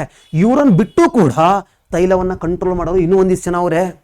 ಅವ್ರು ಒಳಗಡೆ ಬರಕ್ಕೆ ಇಷ್ಟ ಅಲ್ಲ. ನಿನ್ನ ಹತ್ರ ಬಂದ್ರೆ ನಾವು ಜಾಸ್ತಿ ನೀನು ಕಂಡೀಷನ್ಸ್ ಹಾಕ್ತೀರಾ, ಹಿಂಗೆ ಇಷ್ಟೇ ಮಾಡಬೇಕು ಹಂಗೆ ಅಂತ ಹೇಳ್ತೀರಾ, ಅದಕ್ಕೆ ನಿಮ್ಮ ಜೊತೆ ಇರಲ್ಲ ಕಣಪ್ಪ, ನಾನು ಆಚೆ ಇರ್ತೀನಿ. ಇವರು ತೈಲ ಉತ್ಪಾದನೆ ಮಾಡ್ತಾರೆ, ಎಕ್ಸ್ಪೋರ್ಟ್ ಮಾಡ್ತಾರೆ. ಇವರು ತೈಲ ಉತ್ಪಾದನೆ ಮಾಡ್ತಾರೆ, ಎಕ್ಸ್ಪೋರ್ಟ್ ಮಾಡ್ತಾವ್ರೆ. ಆದ್ರೆ ಇವರು ಒಳಗಡೆ ಬರಲ್ಲ. ನಾವು ಆಚೆ ಇರ್ತೀವಿ. ನಮ್ಮ ಪಡೆ ನಾವು ಇಂಡಿಪೆಂಡೆಂಟ್ ಆಗಿ ವ್ಯಾಪಾರ ಮಾಡ್ತೀವಿ. ಆಗ ಒಂದು ದಿವಸ ಇವರೆಲ್ಲ 2016ರಲ್ಲಿ ಒಪೆಕ್ನರು ಕೇಳ್ತವ್ರೆ, ನೋಡ್ರಿ, ನೀವು ನಂಬ್ಕೊಂಡಿರೋದು ಕಚ್ಚಾ ತೈಲವನ್ನೇ, ನಂಬ್ಕೊಂಡಿರೋದು ಕಚ್ಚಾ ತೈಲವನ್ನೇ. ನಾವು ಆಲ್ರೆಡಿ ನಾವೇ ಜಗಳ ಆಡ್ಕೊಂಡು ಅನುಭವಿಸಿದೀವಿ 1950ರಲ್ಲಿ ಒಂದಗಣ್ರಿ ಅಂತಂದಾಗ ಆವಾಗ ಇವರೆಲ್ಲರೂ ಹೇಳ್ತಾರೆ, ಒಂದಗಣ ನಿಮಗೂ ನಾವು ಗೌರವ ಕೊಡ್ತೀವಿ, ನಿಮ್ಮ ನಿರ್ಣಯಗಳಿಗೆ ನಾವು ಬದ್ಧವಾಗಿರ್ತೀವಿ, ಆದರೆ ನಿಮ್ಮ ಒಳಗಡೆ ಬರಲ್ಲ, ನಾವು ಹೊರಗಡೆಯಿಂದ ಸಹಕಾರ ಮಾಡ್ತೀವಿ. ಆಯ್ತು ಹೊರಗಡೆ ನೀರಿ ಪರವಾಗಿಲ್ಲ, ನಮ್ಮ ಜೊತೆ ಸಹಕರಿಸಿ, ಆಯ್ತು ಬಿಡ್ರಿ ನಿಮ್ಮ ಜೊತೆ ಸಹಕರಿಸ್ತೀವಿ ಅಂತೇಳಿ ಒಂದಾದರೂ ಒಪೆಕ್ ಜೊತೆ ಒಂದಾದಲ್ವಾ, ಒಪೆಕ್ ಜೊತೆ ಒಂದಾದಲ್ವಾ, ಅದನ್ನೇ ಒಪೆಕ್ ಪ್ಲಸ್ ಅಂತ ಕರಿತೀವಿ. ಒಪೆಕ್ಕಿಗೂ ಒಪೆಕ್ ಪ್ಲಸ್ಗೆ ಏನು ವ್ಯತ್ಯಾಸ ಅಂತ ಗೊತ್ತಾಯಿತು. ಒಳಗಡೆ ಇರೋದು 11 ಜನ ಅವರಲ್ವ, ಅದು ಒಪೆಕ್ಕು. ಅವ್ರ ಜೊತೆಗೆ ಮತ್ತೊಂದು 11 ಜನ ಬಂದರು, ಒಪೆಕ್ ಪ್ಲಸ್ ಆಯಿತು. ಮತ್ತೊಂದು 11 ಜನ ಬಂದರು, ಒಪೆಕ್ ಪ್ಲಸ್ ಆಯಿತು. ಯಾರ್ಯಾರು ಬಂದರು ಸರ? ಹಾಗಾದ್ರೆ ಒಪೆಕ್ ಪ್ಲಸ್ ಅಂದ್ರೆ ಎಷ್ಟು ಜನ? ಒಪೆಕ್ ಪ್ಲಸ್ ಅಂದ್ರೆ 11 ಅಲ್ಲ, ಒಪೆಕ್ ಪ್ಲಸ್ ಅಂದ್ರೆ ಎಷ್ಟು ಸರ? ಒಪೆಕ್ ಅಂದ್ರೆ 11, ಹಾಗಾದ್ರೆ 12 ಇದ್ದು ಈಗ 11 ಆಗೈತಿ, ಪ್ಲಸ್ ಅಂದ್ರೆ 11, ಟೋಟಲ್ಲು ಒಪೆಕ್ ಪ್ಲಸ್ ಅಂದ್ರೆ 22 ದೇಶ. ಎಸ್, ಹಾಗಾದ್ರೆ 11 + 11, ಹಾಗಾದ್ರೆ ಒಪೆಕ್ ಪ್ಲಸ್ ಅಂತಂದ್ರೆ ಏನು ಬ್ರೆಜಿಲ್ ಅನ್ನ ಅಧಿಕೃತ ಅನುಮೋದನೆ ಮಾಡಿಲ್ಲ. ನಾನು ಅದಕ್ಕೆ ಏನು ಮಾಡ್ತೀನಿ ಗೊತ್ತಾ, 21 + 1 ಅಂತ ಬರೀತೀನಿ. ಇಲ್ಲಿ ಬೇಕಾದ್ರೆ 10 + 1 ಅಂತ ಬರೆಯೋಣ. ಯಾಕೆ ಗೊತ್ತಾ, ಬ್ರೆಜಿಲ್ 99 ಅಧಿಕೃತ ಸೇರ್ಪಡೆ ಆಗಿದೆ, ಬಟ್ ಅದ್ರ ನೆಕ್ಸ್ಟ್ ಮೀಟಿಂಗ್ ಆಗೋ ತನಕ ಪ್ರತಿ ವರ್ಷ ಅವರು ಆಸ್ಟ್ರಿಯಾದ ಮೀಟಿಂಗ್ ಮಾಡ್ತಾರೆ. ಅದನ್ನ ಮತ್ತೆ ಓದೋ ಅವಶ್ಯಕತೆ ಇಲ್ಲ ನೀವು, ಮತ್ತೆ ಈ ವರ್ಷ ಎಲ್ಲಿ ಮೀಟಿಂಗ್ ಮಾಡ್ತಾರೆ, ನೆಕ್ಸ್ಟ್ ವರ್ಷ ಎಲ್ಲಿ ಮೀಟಿಂಗ್ ಮಾಡ್ತಾರೆ ಅಂತೇಳಿ ಪ್ರತಿ ವರ್ಷನೂ ಅವರು ಆಸ್ಟ್ರಿಯಾದ ವಿಯೆನಾದಲ್ಲಿ ಮೀಟಿಂಗ್ ಮಾಡ್ತಾರೆ. ಈ ವರ್ಷ ಮೇ ಬಿ ಈ ಜೂನ್ ಅಥವಾ ಜುಲೈ ತಿಂಗಳಲ್ಲಿ ಅವರು ಮೀಟಿಂಗ್ ಮಾಡ್ತಾರೆ. ಆಗ ಅನುಮೋದನೆ 99% ಸಿಗ್ತೈತಿ. ನೀವು ಡೈರೆಕ್ಟಾಗಿ 11 ಅಂತ ಬರ್ಕೊಂಡ್ರೆ ತಪ್ಪೇನಾಗಲ್ಲ, ಬಟ್ ನೀವು ವಿಡಿಯೋ ನೋಡೋದಕ್ಕೆ ಆಲ್ಮೋಸ್ಟ್ ಆಗಿರ್ಬೋದೇನೋ. ಈಗ ಸದ್ಯ ಏನಾಗಿದಾವ, 10 + 1 ಅಂತ ಬರೆದಿರ್ತೀನಿ. ಟೋಟಲ್ ಎಷ್ಟಾಗ್ತಾವ ಅಂದ್ರೆ 22 ಆಗ್ತಾವ. ಸರ್ ಯಾರ್ಯಾರಿದ್ದಾರೆ ಸರ ಒಪೆಕ್ ಪ್ಲಸ್ನಾಗ? ಯಾರ್ಯಾರಿದಾರ ಒಪೆಕ್ನಾಗ? ಎಲ್ಲರೂ ಒಪೆಕ್ ಪ್ಲಸ್ನಾಗ ಇರಲೇಬೇಕು. ಒಪೆಕ್ನಾಗಿರೋರು ಪ್ರತಿಯೊಬ್ಬರು ಕೂಡ ಎಲ್ಲಿರಲೇಬೇಕಾದ್ರೆ ಒಪೆಕ್ ಪ್ಲಸ್ ಒಳಗಡೆ ಇರಲೇಬೇಕು. ಹಾಗಾದ್ರೆ ಯಾರ್ಯಾರಿದಾರ ಸರ? ಸ್ವಲ್ಪ ಗ್ಲೋಬಲ್ ಅನ್ನ ಅಬ್ಸರ್ವ್ ಮಾಡ್ತಾ ಬರೋಣ. ಸೊ ಯಾರಿದಾರ ಸರ? ಯಾರಿದಾರ ಸ್ವಲ್ಪ ಅಬ್ಸರ್ವ್ ಮಾಡ್ತಾ ಬರೋಣ. ಅಮೆರಿಕದಾಗ 2 ದೇಶ ಇದಾವ. ಉತ್ತರ ಅಮೆರಿಕದಾಗ ಒಂದಿದ ಮೆಕ್ಸಿಕೋ ಅಂತೇಳಿ, ದಕ್ಷಿಣ ಅಮೆರಿಕದಾಗ ಒಂದಿದ ರೀಸೆಂಟ್ ಆಗಿ ಸೇರಿರ್ತಕ್ಕಂಥದ್ದು ಬ್ರೆಜಿಲ್. ಮೆಕ್ಸಿಕೋ ಬ್ರೆಜಿಲ್ 2 ದೇಶ ಹಿಂಗೆ ನೆನ್ಪಿಟ್ಕೊಳ್ಳಿ ಅಷ್ಟೇ, 2 ದೇಶ ಮೆಕ್ಸಿಕೋ ಮತ್ತು ಬ್ರೆಜಿಲ್. ಇನ್ನು ಆಫ್ರಿಕಾದೊಳಗಡೆ 2 ಇದಾವ. ಆಫ್ರಿಕಾದಲ್ಲಿ 2 ಇದಾವ. ಯಾವ್ಯಾವ ಸರ? ಒಂದು ಸೂಡಾನು, ಇನ್ನೊಂದು ದಕ್ಷಿಣ ಸೂಡಾನ್. ಒಂದು ಸೂಡಾನು, ಇನ್ನೊಂದು ದಕ್ಷಿಣ ಸೂಡಾನ್. ಉತ್ತರ ಸೂಡಾನ್ ದಕ್ಷಿಣ ಸೂಡಾನ್ ಅಲ್ಲ. ಉತ್ತರ ಸೂಡಾನ್ ಅಂತ ಯಾವ ದೇಶ ಇಲ್ಲ ಕಣ್ರಿ, ಇರದೇ ಸೂಡಾನು, ಇನ್ನೊಂದು ದಕ್ಷಿಣ ಸೂಡಾನ್. ಅಲ್ಲಿ 2 ದೇಶ, ಇಲ್ಲಿ 2 ದೇಶ. ಈ ಕಡೆ ಸೈಡ್ ಬಂದ್ಬಿಡೋಣ, ಇಂಡಿಯಾದ ಭಾರತದ ಪಶ್ಚಿಮಕ್ಕೆ ಬಂದ್ಬಿಡೋಣ, ಭಾರತ ಪೂರ್ವ ಸೈಡ್ ಬಂದ್ಬಿಡೋಣ. Malaysia Brunei. ಎಷ್ಟು ಈಸಿ ನೆನ್ಪಿಟ್ಕೊಂಡ್ ನೋಡ್ರಿ. 2 ನೆನ್ಪಿಟ್ಕೊಂಬಿಡಿ. 6 ಆದ್ವಿ ಇವಾಗ. ಅಮೆರಿಕದಾಗ 2, ಆಫ್ರಿಕಾದಾಗ 2, ಪೂರ್ವ ಏಷ್ಯಾದಾಗ 2 ಅಥವಾ ಆಗ್ನೇಯ ಏಷ್ಯಾದಾಗ 2. Brunei Malaysia and again next Brunei Malaysia, Sudan, ದಕ್ಷಿಣ ಸೂಡಾನು, ಮೆಕ್ಸಿಕೋ ಮತ್ತು ಬ್ರೆಜಿಲ್. ಅಂಡ್ ಅಗೇನು ಇನ್ನು ಈ ಕಡೆ ಸೈಡ್ ಬಂದಾಗ ರಷ್ಯಾ ಮತ್ತು ಕಜಕಿಸ್ತಾನ.